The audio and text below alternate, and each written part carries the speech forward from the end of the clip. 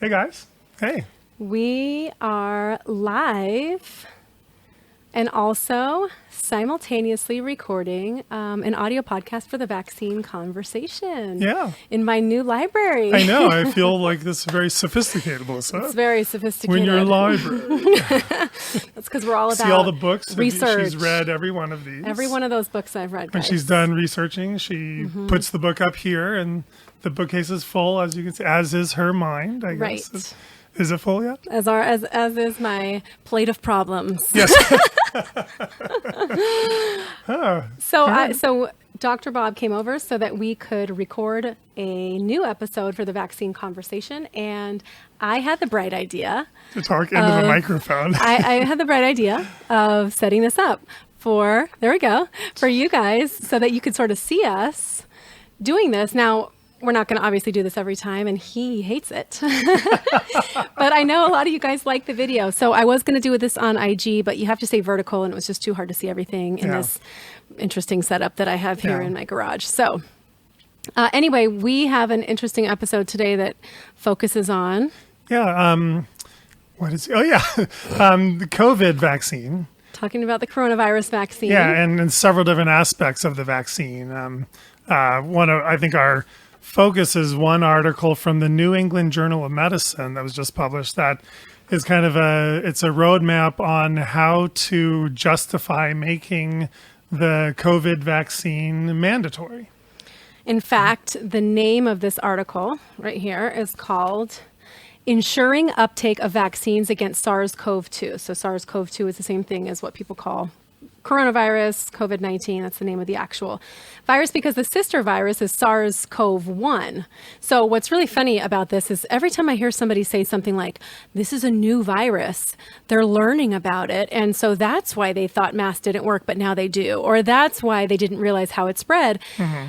You know, I find it interesting that there is some point of reference for this. I mean, not just SARS-CoV-1, but the whole family of coronaviruses. Right. There's data. I mean, SARS-CoV-1 is from 2003. That's 17 years worth of data. And there were a lot of similar patterns with how it spread and who was affected. Right. So it's not like it's entirely new, just completely out of the ordinary. Right. Although, did you see Fauci's Facebook rebuttal to that? He's like, it's almost as if he's reading your post and he's talking to you. He's like, What'd he say? Come on, guys. This is a brand new coronavirus. That's what the word novel means. We know nothing about it. We're learning everything we need to learn. It's brand new. We don't know what to do about it or how to approach it. And so he kind of tried to shut down that general idea. I mean, I don't really buy that because, like I said, there's a sister virus here that they have 17 years worth of data on. And somebody like Fauci has been studying infectious disease for decades.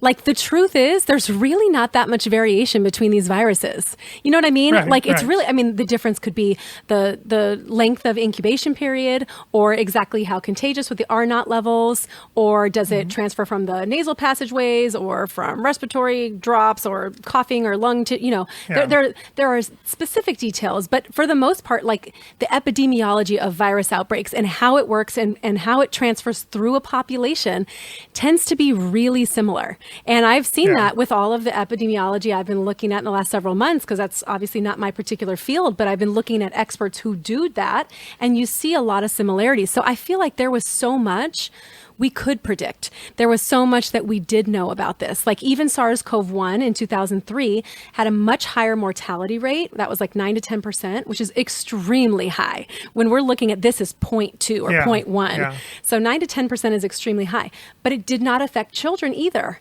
So, a characteristic like that is very unique, we had that in the database. Yeah. And then when we saw all those patterns repeating, the fact that they're still 6-7 months later trying to say, we don't know if this affects children, I think is ridiculous, because we have all these countries' data to show us that no, it doesn't affect children. And it's just like we thought in the data 17 years ago, which is that it doesn't really affect children. Yeah. So, you know what? We forgot to do the most important thing of our podcast. The intro? Yeah, I didn't welcome us in. This is our intro banter. Yeah.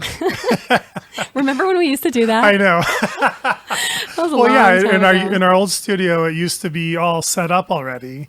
So like I would get there and Melissa would walk in and I'd turn on the recorder and we just kind of hey, how's it going? What's new? And I started throwing out jokes, we and he sort had of his little catch drum up. set. But Yeah, that was our banter. Now it's now we're just like, now it's me going, can we postpone? Can we reschedule to tomorrow? How about the next day? I'm tired. Well, thank you for not doing this in your backyard today, it's too because hot. it is freaking hot. Yes. It is 85 degrees. I haven't been outside. I I avoid going Yeah. outside.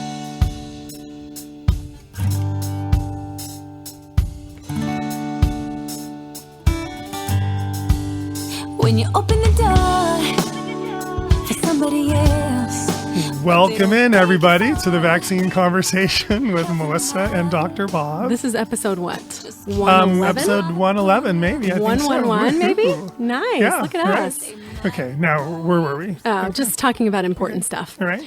So anyway, this article right here again is called Ensuring Uptake of Vaccines Against SARS-CoV-2. This was published, do you have the date? Oh, July 25th. Oh, no, it was downloaded July 25th. So it was published not that long before that, though, because this was a new article. Yeah. I and don't it have was it wasn't like, it's not a research article. It's kind of basically like an informational piece, perspective. And it was written by people from Stanford Law and Stanford Health Policy and the Department of Medicine from Stanford University. But why this was interesting, and I had sent this to Dr. Bob, but he had already read it a couple days prior, is this talks about how to get the public to comply with a mandated universal vaccine for everyone. Now, again, I think it's so interesting that somebody had to fund this, the time and effort they put into kind of gathering this, right? Yeah. The fact that they're spending money on how to influence the public about a vaccine that may come out 6 months to 12 months down the road for a virus that has a 99.5 plus recovery rate just doesn't make sense to me. We've seen the articles that say that the virus is actually moving so fast and kind of becoming mild so fast that it's going to be hard for them to create a vaccine. Have you seen some of these articles that saying it's Yeah. moving so quickly, it's making Yeah. it difficult for vaccine production? And so the fact that they're taking all this effort to put into this is not a widespread, super deadly disease. The fact that they're doing all this, I find so interesting because they're already forecasting to the future of what they're going to need to do when most likely a big majority of the population would have already had this. I know. And I even heard someone say a couple of months ago, we have to hurry up and get the vaccine out before everyone's got the Before disease. herd immunity, right? Right. And this is actually a multi-center approach to this article. It included Indiana University and it includes Yale Institute for Global Health. And it's written by A bunch of people. two of these are law professors. And one is a law professor and Masters of Public Health, and another one is a Masters of Public Health and a PhD, a doctorate in public health. Well, so a lot of people think that our podcast or our work or our nonprofit is anti-vaccine. That's the label we get. That's the label Dr. yeah. Bob has gotten for a long time. Every time that you question something, you're anti-vaccine. But the truth of what we've always fought for is being against mandates. So this Right. mandated medicine. So this article is directly discussing how to turn this into a medical mandate and basically how to have that discussion with the public and how to force people to do it. This is, the very first thing it says in here, it says they're trying to get people to take the vaccine, and what they said was they have about 49% of Americans are thinking that they would like to get it. So that's not high enough for them. It's kind of like the flu shot. Yeah. Right, which is about 47%. So it says one way to get people to do it is to require it. See, is to require it. And it's funny that later on they go on to say that this is not to be confused with a compulsory vaccination program, even though Right. it really is. Right. Because instead of what they consider forcing it, they're basically just halting your access to life if you choose not to comply. Right, And that's right. really the same thing, in my opinion, because Yeah. some of the things that they're threatening to do is suspend your employment, not let your children go to Right. school, things like that. So that keeps you from being able to earn a living and it keeps your child from being educated. That's the same thing as forcing it. This is compulsory. Like the fact that they're trying to make it look like, oh no, we're just trying to, Yeah. increase the uptake. let's just get everybody to join the team, team vaccine. But in reality, they really are trying to force it. Yeah. What did you think of this when you first read it? Well, I was very concerned when I saw the title. But when I actually read through it, I thought it was actually pretty thoughtful, pretty interesting, and some of the points I agreed with, and some of the points I did not agree with, actually. And then I actually felt like they left off the most important point for a mandatory vaccine or a compulsory vaccine, however strong they want to get. They totally left out the fact that the disease should be really, really, really, really bad. The disease should be serious. Of course. They totally left it out. They have 6 criteria that would justify mandating a vaccine, and they left out what to me would be the number one criterion for a mandate would be you have to have a really terrible disease that's spreading through the nation, killing everyone left and right. And I think that might be kind of partly why they looked at the mandate for smallpox vaccine right. so many years ago, is that's a pretty bad disease. And that's also an arbitrary one. This is the thing that kind of frustrates me when people talk about this is, to me, COVID is not just arbitrary as far as who's going to get complications from it. It's arbitrary as far as everybody being exposed if you're contagious, just like anything else. But it's not like Ebola, which is just like everybody that gets it is going to have a very hard time with it. Right. This is something very, very narrowed as far as who's going to suffer. The people that kind of go, hey, you can be healthy and 35 and get this and die from it, it doesn't really work that way. I mean, the data does not support that argument. Right. In fact, influenza has a higher chance of causing serious complications in people under 50 than COVID does, from what I'm seeing. Right, and we've had children. We've had much fewer children pass away from COVID than we ever do during flu season. Right, during and one flu season. But yeah, I think what you're saying about the disease not being, what was it, arbitrary? right. Whereas smallpox, we weren't around back then, but my understanding is it was a very arbitrary disease. Mm-hmm. You could be someone who's perfectly healthy and get struck by smallpox Right. and die. Yeah, it didn't kind of pick and choose. And who that's a it killed different so kind of much. thing than Right. this, where your underlying health and your foundation for health can actually make a difference in whether or not you get through it okay, or you end up having complications. The fact that they're even thinking of mandating something that really isn't arbitrarily causing complications to the general population is really Right. scary, because to go to this type of length, to go to the length like I talked about on my sidecast about Bill Gates and the COVID vaccine and the idea that he wants to vaccinate 7 billion people, and this may be every year, and he wants it on the newborn schedule, that the length that he is going to and others are going to make it like we've got to get everybody to get this vaccine, as if this is like the most deadly virus we've ever encountered, is crazy to me, because the data does not support that. The data Right. does not support the need for that. And we should look at Right. mandating Right. anything should be out of absolute Yeah. necessity. Like, this is like, we don't want to have to do this, Yeah. but this is the last thing we can. This is almost like, we don't really need to do this, but let's do it. Yeah, Doesn't exactly. It's yeah. crazy. I know. So they have 6. Basically, they say we believe that 6 substantive criteria should be met before a state imposes a SARS-CoV-2 vaccine mandate, and they point out that this will be a state authority, a Right. state law. And there are 6 criteria. And do you want to read all ahead. 6 real quick, or Yeah, just sure, go? go ahead. Yeah. So basically, they say the virus is not adequately contained in that state. Number 2, the ACIP, that's the committee that approves vaccines for the U.S., has recommended vaccination for the groups for which a mandate is being considered. Okay, so before we move on, let's just quickly address these, because Yeah, okay, it's we can gonna go. be We can go one at a time. Yeah, because it's going to be harder to go back after 6. yeah, But let's just even these 2. The first one, that the virus is not under control. See, that's scary to me, because what are they using to define that? We're here in California, where schools cannot reopen until they meet a long list of criteria. Right. And that criteria includes cases in 14 days, not meeting a certain list within 14 days. Well, what if the criteria for this becomes no cases in 2 weeks, no cases at all? But this is something that spreads through the community, and so there are going to be cases, and cases don't necessarily mean danger or risk. And so see, by putting that kind of thing in there, it's literally giving power to whoever decides what that criteria is. And from my perspective, at least here in California, these lists that Gavin Newsom brings us, they're impossible to meet. You'll never meet the criteria to get off the list. And it is absolutely by design. It's by design that way. It's like they make it so difficult for you to even get off that list. So they make it seem like there's hope at the end of the tunnel, but you never get to the end of the tunnel.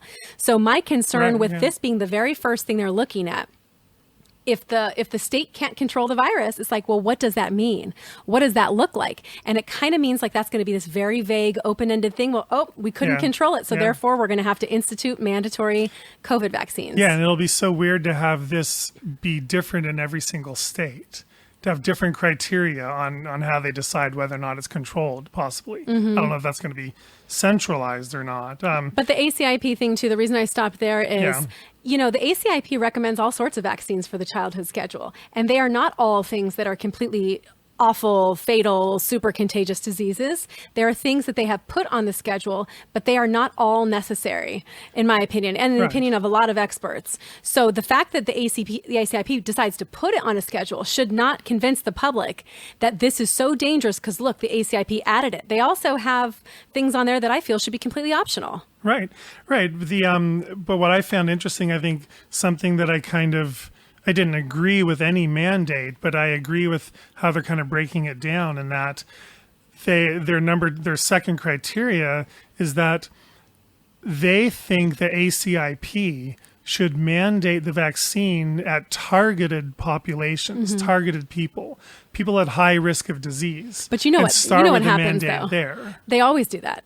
That's how everything has been added. That's how it starts, It literally has always been, for a high-risk group that's exposed, and all of a sudden it's, and for every child. Yeah, actually, so let me clarify. Adult. Basically, they said the ACIP is going to recommend the vaccines to certain groups, like the elderly, health professionals, people working in, the healthcare industry, maybe people with diabetes, people with chronic health conditions.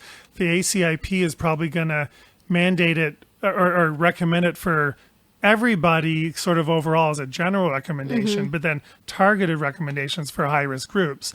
And so these authors are suggesting that the mandate should focus primarily on those high-risk groups that the ACIP selects as high risk, and not necessarily a global mandate for everybody.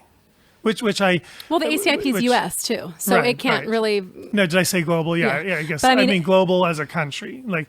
In that they think it's unlikely that they're going to mandate it for every single person in the entire country. They would probably start with targeted mandates. Start with. You're right. I mean, this is what happened to the flu, right? At first, it's just healthcare workers and elderly, and then all of a sudden it becomes high risk. But I love going back to point number one.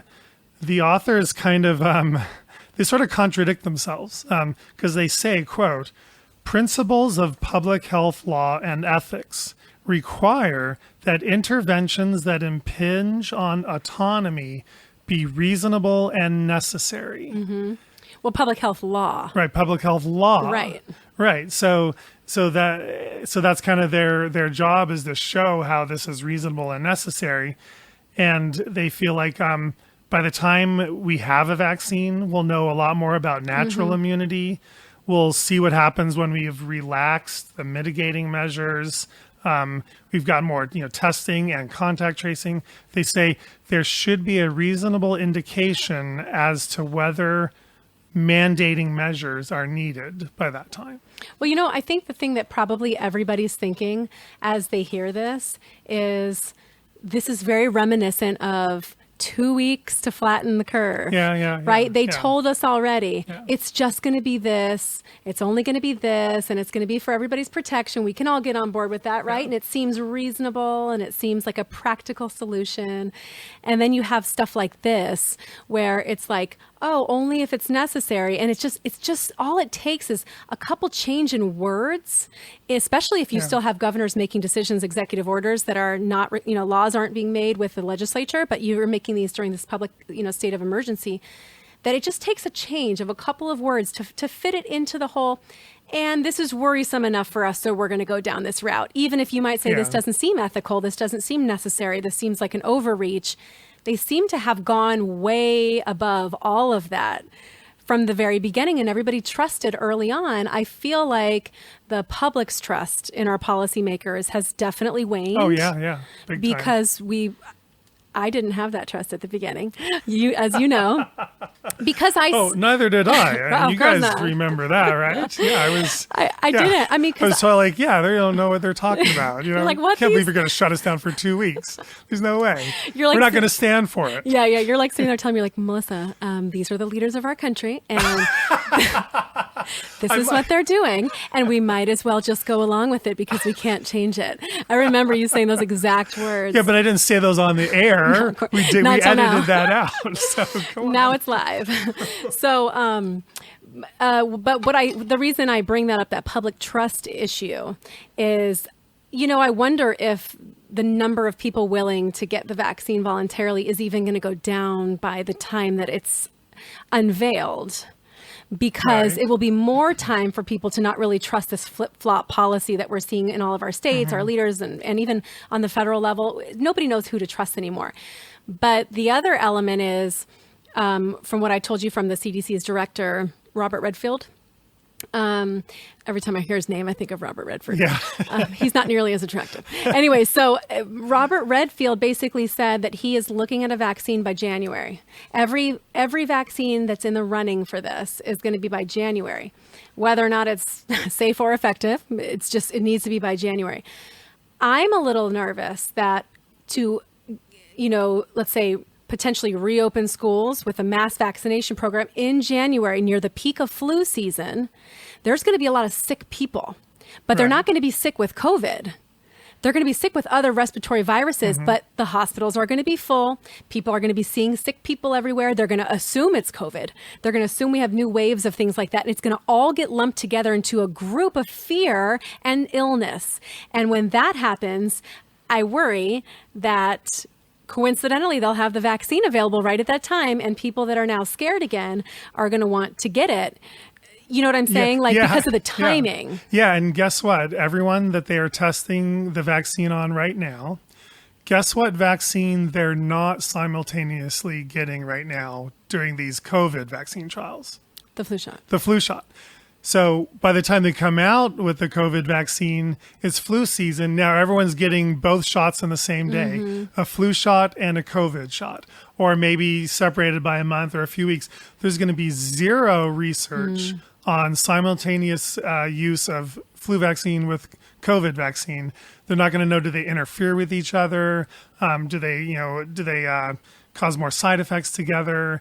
And does one vaccine make you more susceptible to the other disease, right, which you already and- know partly? So Yeah, we've talked about Yeah, that. they're totally going to be vaccinating our whole country during flu vaccine season, which I think I'm a little uncomfortable with. And if they aren't going to reopen schools till January, it's like that's the worst possible time to put Oh, all these geez, children yeah. together, because children actually do spread influenza. They're not the primary spreaders of coronavirus, but Right. they do spread influenza. So there's just going to be a lot of sickness in general. And I'm afraid Yeah. everybody with a scratchy throat, everybody with aches Yeah. or whatever they're instantly going to go, oh my God, Yeah. I've got coronavirus. They're going to probably go get tested. They might test positive because it's already also in the population, but they'll be sent home to quarantine. Everybody in their class is going to have to quarantine. Yeah, This is yeah. going to all get muddled together. Right, it's all going to be flu. It's Right, going to be flu. exactly. Yeah, and how awesome was that for the CDC to publish a policy paper based on our podcast episode? How cool was that? The children should go back We're to doing school. good work here. I posted Anyway, about all the little did bullet you? points on that CDC's Yeah, that was awesome. article that kind of talks about all the reasons that kids should go back to school. Yeah. But if they don't do this until January, we're going to see a surge of the flu Yeah, happening at the same yeah. time with flu vaccines, with a brand new basically untested in the population vaccine for coronavirus. And I feel like it's going to take us into a downward spiral that's going to overwhelm hospitals and maybe Right. go for a third Yeah. lockdown. It's Right. going to be another way to keep everybody from having to close their businesses. I mean, I don't know how we survive this kind of stuff. Meanwhile, everybody's, including children, they're going to be more susceptible to illness because they've been inside for months now. Yeah. And so we're literally setting ourselves up, to me, in my mind, for like the worst possible situation. And I don't really know, just like some of those international experts had talked about, the exit strategy. There was Yeah. never a real and Yeah. clear exit strategy that allows us to get out of this at the Right. best possible time. And when would be the best possible time? Summer? Yeah. Spring, when you- spring, summer. Yeah. When you don't Yeah, have yeah. respiratory viruses spreading around like Yeah. crazy, this not peak flu season. I know, I know. And you warned us, you warned me that we don't have an exit strategy. And I think pretty much every policymaker, if you're going to go do something just like huge and crazy, whether it's going to war or whatever, you can never do that without an exit strategy. And you're totally right. We entered this lockdown without an exit strategy. Well, that's what Sweden's Yeah. lead epidemiologist said, Yeah, is yeah. that when they saw these Western countries Yeah. going into lockdown, the first things they thought were, how do you get out of this? There's no way to positively get out of this, because anything that you do, now that you've closed everything, anything that you do is Yeah. going to see a surge. Yeah, yeah. Anything you can do is going to see the overwhelm. It's going to see the increase in fear. And instead of just attacking it head on and allowing it to be in the population, which, by the way, Sweden's graph, still going down. Have you been Yeah, following it? yeah. I mean, it is especially falling. their fatalities That's what I mean. have just It's dropped way. down. It is, and Yeah. it's a traditional virus curve. Right. I mean, you look at it, and it's Yeah. like literally the epitome Yeah, of a right. virus curve. And everybody said this was the wrong way to go. They shouldn't have done it, and they went with what they said: evidence-based policy decisions. Yeah. They went with making sure we don't just do something and have to figure this out later, but that we do something based on evidence. The evidence showed them that children were not a risk, so they kept their schools open. The evidence showed them that the young and healthy should be exposed, so they allowed that. They had a lot of voluntary measures, but they didn't mandate masks. They didn't mandate the lockdown. They protected the elderly in the nursing homes, but they went with evidence, and everybody criticized them. And I think what we are going to see is probably their flu season is probably going to hit them less hard as well, because they would have handled this better. We're going to be in the middle of all of this, not just us, but a lot of other countries like the UK that did what we did. I'll be interested to see what the rest of Europe's doing. Asia seems to handle these pretty well, but we're going to have to look. I think this is going to be another year's worth of up and down drama, deaths, all of it. And not so much because of the virus, but because of how they handled the virus. You know, we've talked about this. So, you know, this whole idea of like, let's create a mandatory vaccine program and get everybody, comfortable with this. Yeah. It's like, how about we actually look at a real solution to what Yeah. we're doing, but that's not what they're doing at all. I know. So there's what's number 3? There's a third criterion, is that there's an adequate supply to support a mandate. You know, the worst thing they could do is make it mandatory, and then they don't have enough for every group that is mandated for. Oh, I'm sure that won't be a problem. Right. I'm pretty sure they've been ramping that up already. Right. So they anticipate that the global demand will outstrip the supply. So then it'll create this salient question, not who must get the vaccine, but who will be granted access to the vaccines. And so they really want to have a great supply ready before any mandate is even put into effect. Well, you know what the perfect solution to that is? Make it voluntary. Because then whoever wants it can get it. And there will be that excess and leftover for some that don't want it in this country to be able to go to another country where people want it and they're choosing to get it. Right. Or we can just make millions and millions of doses of the vaccine before it's ever approved and before it's ever safety tested. Just so force it on when everybody. it is safety tested, we'll have all the vaccine we needed. Right. That would be another approach, and we're going to talk more about that later. So what is the fourth criterion? Go you ahead. don't have your paper underlined, do you? I don't, but I Yeah, have okay. the fourth. The Yeah. fourth is that there is transparent communication of the best evidence about the vaccine's safety and efficacy. Of course, Right, transparency. yeah, Right. transparency about the info. But, you know, I mean, the whole purpose of our podcast, or a big portion of what we do with this podcast, is acknowledge that what the official stance is on vaccine safety and efficacy is not the same thing as what really exists with vaccine safety and efficacy data. So transparency is something that our agencies have not been good at. And so the fact that they're going to ask for transparency, they'll check that box so quickly. Oh, yeah, we've got transparency. We put those 3 studies up on the CDC website. It's safe and effective, Yes. just like anything Yes. else. Yeah. And the truth that we understand, even in a situation where the vaccine's been tested for 15 years, not rushed over a couple months, even in those situations, they hide a lot of the safety data. They're not transparent with it. And we see anecdotally, all these people are being having adverse reactions and effects and injuries. And that's an anecdote, so it doesn't really count to them, but we see it so frequently, we're basically knowing that that's part of the evidence, and it's not something that they're making well known to people. And I can't imagine they will stop this machine that's in motion. This is a machine. In fact, what does it say in the very first line? It basically says that there is perhaps no scientific breakthrough that is more eagerly anticipated. Like, really? Really? How about a cure for cancer? I mean, I think that would be a little bit more anticipated than this dumb thing, because, I mean, we're just talking about the COVID vaccine. This is not, killing 800,000 people a year or 700,000 people a year like cancer does just in the United States. So there's so much pressure behind this effort that they're not going to stop if any of these criteria are met. Right. They're not going to be like, oh, we don't have full transparency. I'm sorry, we can't do it. Right. Well, there's no way. But what they consider safety and efficacy is very, very different than what many people who make informed consent decisions and for their brains. children and have brains. And have a brain. So to them, efficacy is one thing and one thing only, that the vaccine generates measurable antibodies in your immune system. They don't test whether or not those antibodies even work. They don't test the vaccine in real life. Wait, explain that, because I think people don't know that. And the presence of antibodies does not equal necessarily the ability for your body to stop a reinfection or a subsequent infection when you're exposed to it.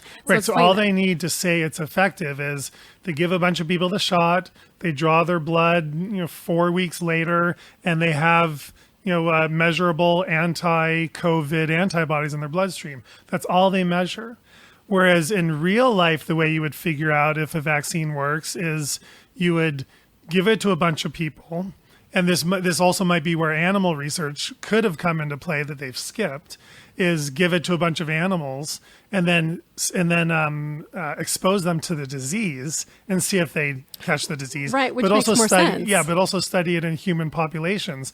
Say, we're going to give the vaccine to everyone in this city or everyone in this large medical organization or medical group, and study the rates of disease, in real life for those people. That kind of real efficacy studies take time. And I don't think they're going to be transparent about the distinction between the two. All they're going to care about is, yes, we have detectable antibodies. We're going to assume those antibodies work and that they're effective, and that's what they're going to call efficacy. And then when it comes to safety, their safety data that they're going to be transparent about is basically everyone who got the vaccine, half of them got fever, a quarter of them got achy, some of them had flu-like symptoms, some of them got swelling at the injection site, and 1% of them went to the emergency room because they felt super sick, and that's the safety data. Well, that's not safety data. That's side effect data. That's them collecting data on what all the side effects are. If you're going to claim you have safety data on something, that means you've given the vaccine to a whole bunch of people and monitored them and scrutinized them and studied them, and then you've not given the vaccine to a whole bunch of people as a placebo group and see how their health goes over a few months or a year. Then you compare the two. That would be what's called safety data. They're not going to have any data like that. So they're basically going to have antibody levels for efficacy, and they're going to have side effect data, but they won't really have any true safety data. Oh, sorry, Siri. Siri's answering me. That's Hold funny. on. His phone, Siri on his phone just started to answer the question. Where is the safety data for vaccines, Siri? I'm sorry, I could not find any. Oh, she says, see the CDC website. Did she? For all coronavirus. No, she didn't. Okay, so...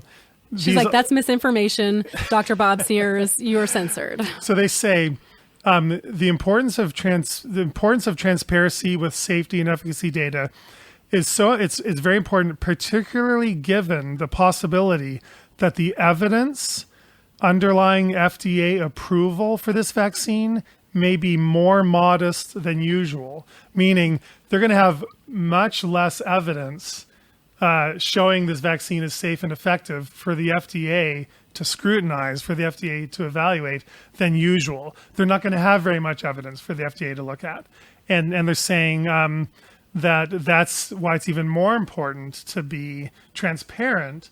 But how is that going to increase people's trust in the vaccine? It's not, when they see how little safety data they have. But I think they're just trying to be honest here. And once everyone feels like, oh, we're being honest and transparent, that everyone will feel better about the vaccine. And I'm not sure that they will. Well, but again, they use the word transparency as if you think they're being completely honest, Right. and they're only showing you what they want to show you.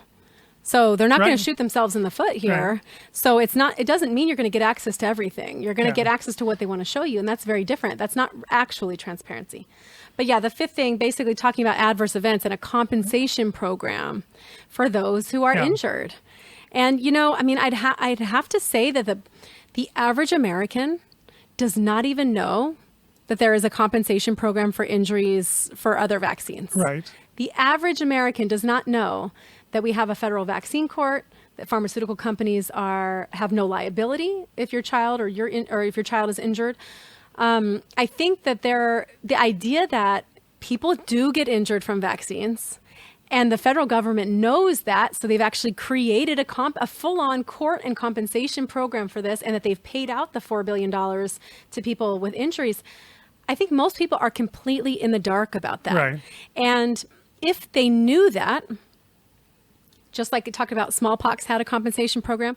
Once you're making something mandatory, once you're taking away liability from pharmaceutical companies, you have to create some type of accountability. But the problem is these compensation programs don't really provide incentive for manufacturers to do better. Right, Because right. they're not the ones that are Exactly, accountable. exactly. So this all looks, fine and dandy, like, oh, awesome. Well, at least they're going to have a compensation program, because then I feel safe knowing that if something goes wrong, Right. whatever.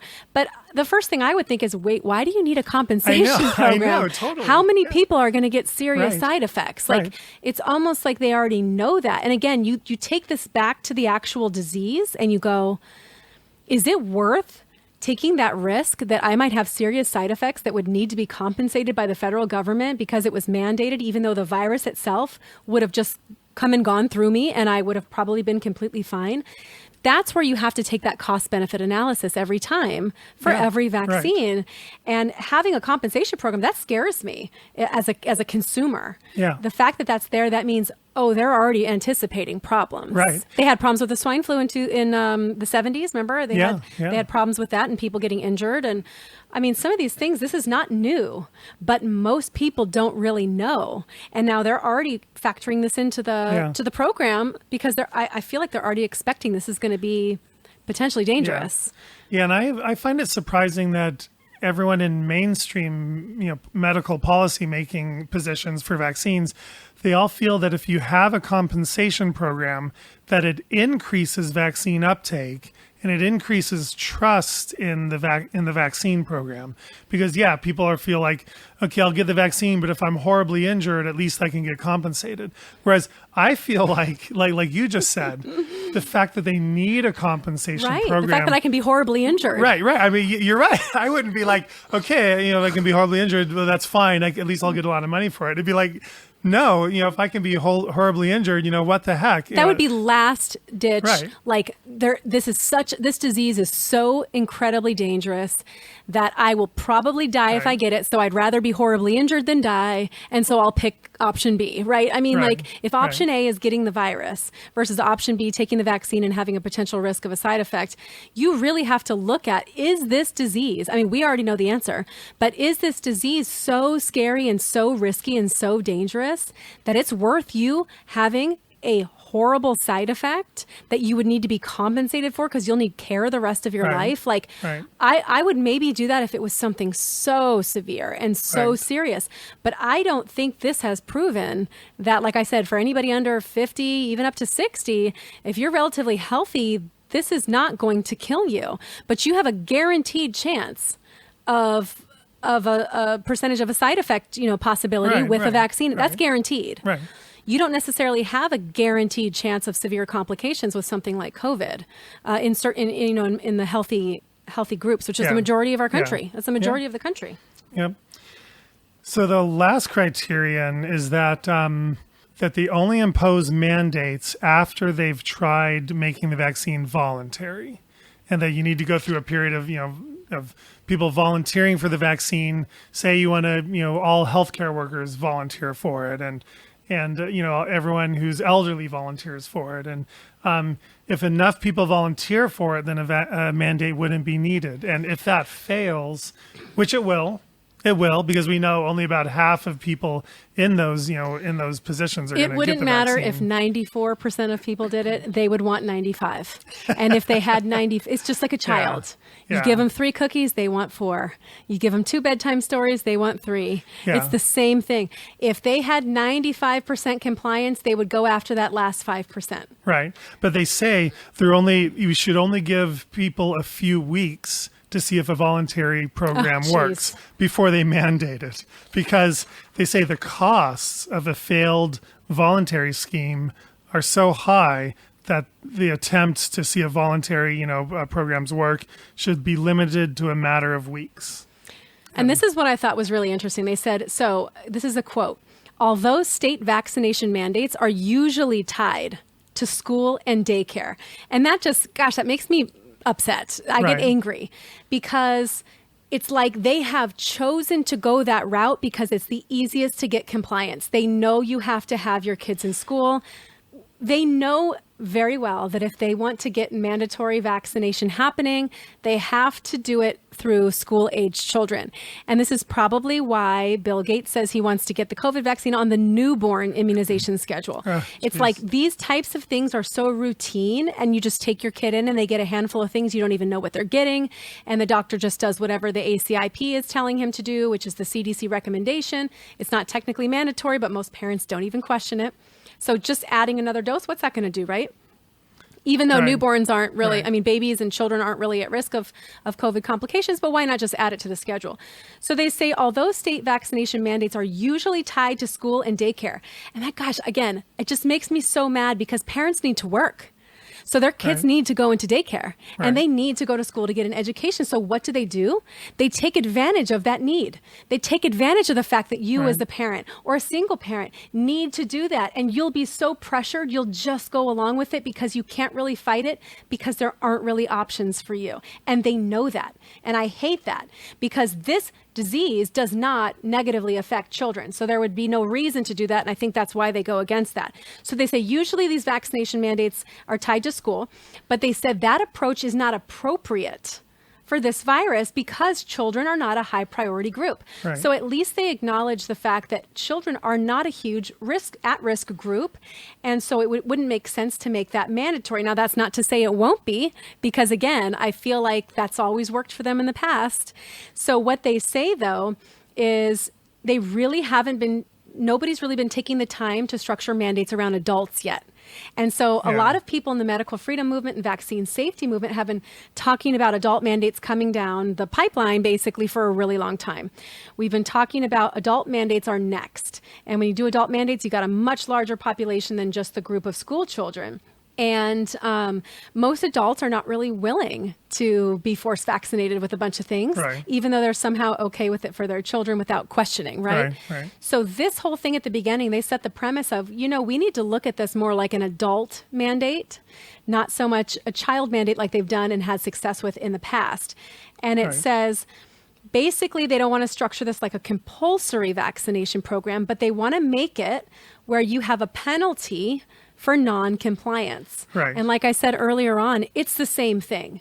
To me, it's the same thing. Whether you force me to do it by telling me to do it and saying it's forced, or whether you tell me my kid can't go to school and I can't go to work, or I can't travel, or whatever it is, that's still forcing me because you're not actually giving me an alternative. You're not giving me an option. You're taking me out of the right to society, which, again, some people might say, well, that's what you deserve, right? Okay, well, talk to me when we've got a virus or bacteria that is so deadly that every single person opting out of that vaccine is putting somebody else at risk. This isn't that scenario. So to go this far to me is just absolute overreach. Plus, we don't even know yet if the vaccine will keep people from catching the disease and spreading it to others. So far, all we know is the vaccine, if it's going to work, according to how traditional vaccines work, it'll just make it so you are less likely to have severe complications from the disease. But you very well might be just as likely to get sick with the illness and be symptomatic and be contagious to others whether or not you're vaccinated with this vaccine, that there might not actually be any public health benefit from this vaccine, and that has yet to be determined. Well, you know what my theory is? My theory is they are going to weaken the vaccine as to not cause too many side effects because the microscope is on this vaccine and everybody getting it right at this point. And because the animal trials were so detrimental in the first SARS-CoV-1 studies, where we've had animals that were getting the vaccine and later made them more susceptible to the disease and dying from it. Nice. So when you have that kind of poor safety risk profile, I have a feeling that this would be highly reactive. They have not had success in the past with a coronavirus vaccine. So I kind of feel like, this is just my theory, that they're going to weaken the vaccine. Everybody's still going to get it, though, so they're still getting the money for it. But it's not going to actually stop the spread because it's going to be weakened. And what they're going to do as it continues to spread through the population is they're going to blame it on the people who are opting out of the vaccine. Jeez. Do you see how they could do that? Yeah. Oh, it's still spreading. People aren't wearing their masks. That's why. It's those people not wearing their masks. Oh, only 80% got the vaccine. It's those 20. If only those other 20%, then we could have been done with this by now. Yeah. How many times have you heard people say, if people would have just stayed home those first 2 weeks, then this would have all been over. Yeah. If people would just wear their masks, it would all be over by now. Not understanding that's not how it works. Right. And so you can get a bunch of people taking a vaccine, not have it be very effective, and nobody really has to know, and it's going to still spread. And what are they going to do? Blame it on the people who aren't getting it, socially pressure those people, put the judgment, and have a hate attack. PR campaign against the people who are refusing or opting out for medical reasons and doing exactly what they do in the regular vaccine debate while the disease and the illness continues to spread through society, and they blame it on not having enough people choosing the vaccine. It would have been over by now. That's my theory of what's going to happen. Yeah, well, they do sort of say something where they pretend to be on our side a little bit when it comes to punishments and penalties for not taking the vaccine. They suggest employment suspension or stay-at-home orders for people in high priority groups who refuse vaccination. They actually say that we should not fine people and there should be no criminal penalties for those who don't comply because fines disadvantage people who are poor, and criminal penalties create all kinds of legal challenges. And they feel that if we did either of those, that would be bad public health policy because it would increase distrust in the vaccine. So they're kind of like not taking a really hard line approach on this. But again, that might be them sort of like pretending to be on our side, trying to pretend on the side of, the public and that's protecting us from government overreach. Right, but that's kind of like when they kind of came out going, we're not going to call them anti-vaxxers anymore. We're going to call them vaccine hesitant because we want to have a nice, cheerful conversation with them to get them to see the true risk. We don't want them to feel like they're being attacked, right? And that really this is just a ploy. But I got scared by the HPV recommendation in here when the association. They basically said that we need to do this kind of mandate a certain way. And what they said was the HPV vaccination mandate had vaccine manufacturers involved. It had the vaccine manufacturer involved in the crafting and the lobbying for the mandate legislation, which, do not lie, people, okay? The people writing this, do not lie. That happens for all of them. We know damn well that the pharmaceutical lobbyists are the ones that are crafting the legislation that the Democratic policymakers in individual states are creating to push mandatory vaccine legislation to take away the right for opting out, take away the right for exemptions.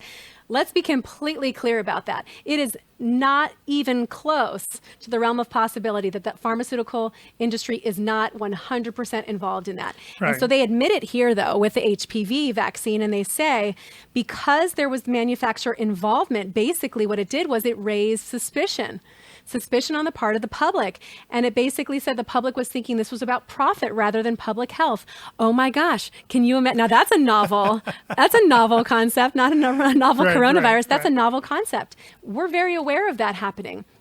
And people that try to say, oh no, they're doing this for, goodwill. This is not about Right, profit. right. We've shown that that's not true. This is a business just like anything else. And if you really believed in your product, you wouldn't have to mandate it. If your product really did what it said it did, you wouldn't have to mandate it.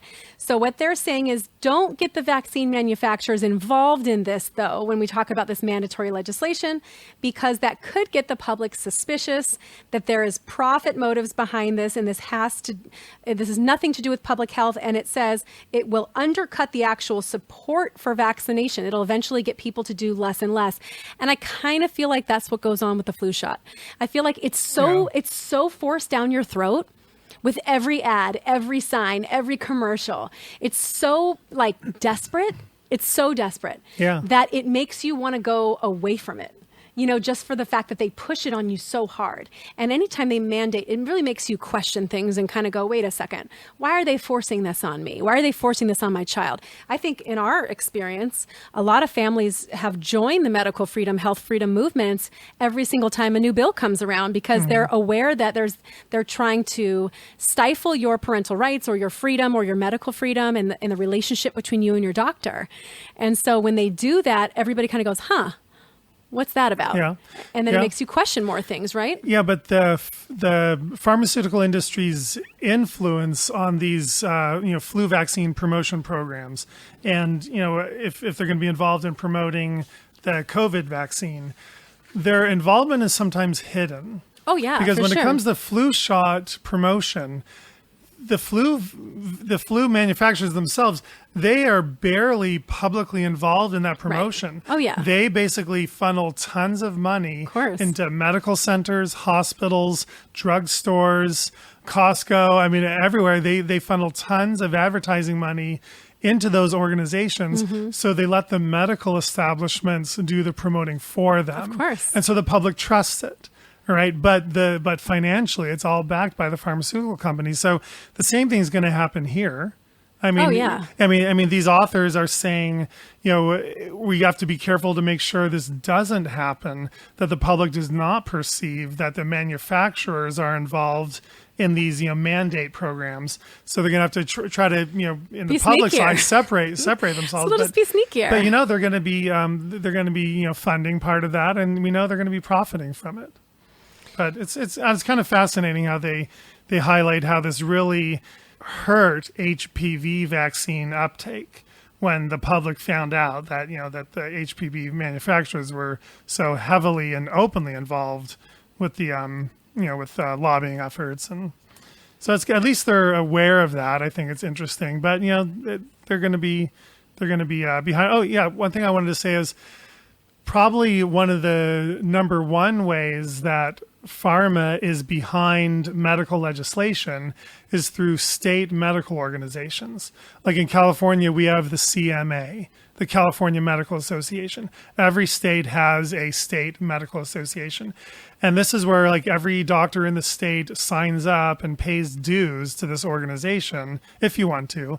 And that organization uses all that money and tons of pharma grants and pharma donation money to put forth medical lobbying efforts.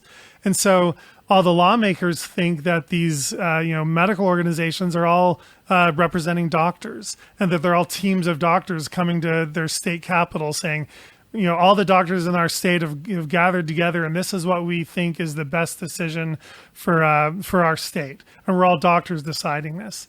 What people need to realize is your average doctor in any state is not involved at all in that state's medical association. The number of doctors actually actively involved is tiny. These state medical associations are pharma-funded lobbying groups, political lobbying groups. It's almost like they're a PAC, right? And they pretend to represent doctors because legally they have tens of thousands of doctors signed up on their roster as being members. But in reality, they're just putting forth mandated medical laws that are pharma funded. So that's how they kind of get around this, and that's how they keep the public from realizing that this is all pharma funded, is it all seems to be driven and funded by the medical associations, where in reality they're not. So I concur. Yes. All right. I think we should end this episode here. Okay. And so we'll end our Facebook Live here. All right. And then we're going to maybe go on to talk about something else. Yeah. Or maybe not. Or maybe not. Yeah, because I do have the super interesting secret email that I looked at, and that talked a lot about what's it called? The Operation Warp Warp Speed. Speed. Operation Warp Speed. I posted about that. You remember, like a week or so ago, which is what the CDC director, Robert Redfield's calling this whole, like, let's get a vaccine by January. Yeah, so we got an inside look at Operation Warp Speed, and we're going to talk about that, but we're going to talk about that just for the podcast version of this episode. It might be on this episode, or it might be its own episode. So We'll see. this is the Vaccine Conversation podcast. So if you do not subscribe already, and maybe you're somebody who's followed me for other reasons, and now you're seeing this kind of discussion going, wait a second, I'm not really against vaccines. Like, I don't want to know if I want to be part of this. I was just following you because of the conservative, like, political stuff. What we talk about on this podcast is all very data-based, it's evidence-based, the same way that I do with my posting. This is not an opinion. This is not an extremist viewpoint. We're literally bringing actual data and evidence that it just completely mirrors what we're seeing with the coronavirus situation, with the data manipulation, our regulatory agencies basically lying about things, and about this partisan policy making across the board that is really changing the way we do things and taking away rights and things like that. So this is very, very similar. So I urge you to consider listening if you haven't already. And you'll get an idea of the facts behind what we share and understand that this is not just some foo-foo conspiracy theory, anti-vaxxer stuff. It's really not. And I know this is a hot button topic, and I know it's taboo, and I know there are certain people that just won't even touch it. They're like, I don't want anything to do with vaccines. But I encourage you to look at it anyway. Take a couple episodes, see if you see something that catches your interest. We have 110 episodes. This is 111. And see if there's something interesting there. And I guarantee you will find you'll find information in there that we've given you that is going to be stuff you haven't heard before, because that's the entire purpose of what we do and what I like to do privately on my own as well. So if you've not really followed the vaccine discussion and this makes you uncomfortable just even talking about it, I encourage you to get out of that comfort zone and go check out some of these episodes. It's on iTunes, Spotify, Anchor, all these different places. And then I have my sidecast called What They Aren't Telling You, which briefly touches on the vaccine. It touches definitely on coronavirus, as well as other social and political issues, but always the unpopular opinion, but it's evidence-based and data-based, which is what I really like bringing to the table. So we're going to sign off for this episode. Thank you guys for spontaneously joining us for really, this is like one of our first Facebook Live, the whole time audio that was not meant to be a Facebook Live Q&A. It was just, we're just doing a video version of what we already do. And we might do this a little bit more often if you guys like this. And this allows you to hear this conversation a little differently if you're not totally an audio person and you kind of like the visual. So maybe I like being able to say things that I know we can edit out later. So we don't really, I mean, that's the thing though, we don't really edit that we barely podcast do, at all. But anyway, so join us again on iTunes, the Vaccine Conversation podcast. And we have our website if you just want information and sources and things like that, which is immunityed.org. You can find a lot of stuff there. We did several years worth of posting there for content before we even started the podcast. So we haven't put a ton of new content because of the podcast, but we have all the source links and stuff for the stuff that we talk about that he so graciously updates on that website, as well as our Facebook group for Immunity Education Group. Yep. You'll see this article that we talked today. You'll see a link to that article, and you can also there's this thing called Google. So if you put in ensuring uptake of vaccines against SARS-CoV-2, New England Journal of Medicine, you'll find the article. All right, perfect. Well, thank you guys for listening, and we will catch you next See you time guys later. on The Vaccine Conversation. See? Here you go. Right? See ya. Okay, bye. Be the peace we wanna see in the world. Yeah, be the peace we wanna see in the world. Yeah, be the love we wanna see in the world. Be the joy we wanna see in the world. Be the change we wanna see in the world.